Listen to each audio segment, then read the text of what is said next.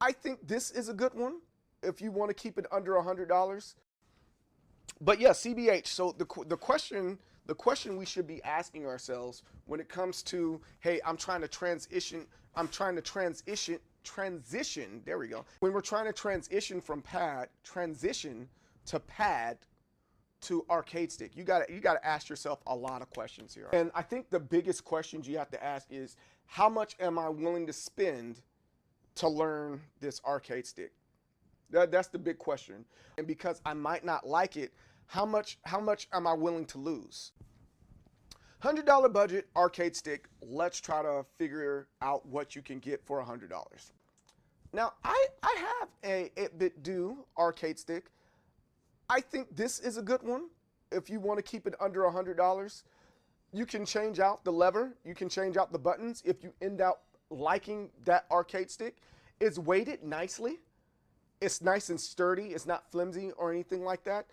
I think this is a good arcade stick that you can use. The Quamba Drone, I think hands down, is probably one of the best arcade sticks if you're trying to jump in there for $100. So that's kind of the advantage that it has over the Quamba Drone. But the Quamba Drone, it can plug into your PlayStation 5 with no problem or no issue. But what I would recommend though is, before you start taking things apart, all right, everybody like, I'm going to take it apart immediately. Just give it some time. Get your arcade stick, play with your arcade stick for a little while. Give it about 2 weeks, 3 weeks. See if you like how that feels. Then, if you're like, no, I'm not hitting certain things a certain way, switch it up.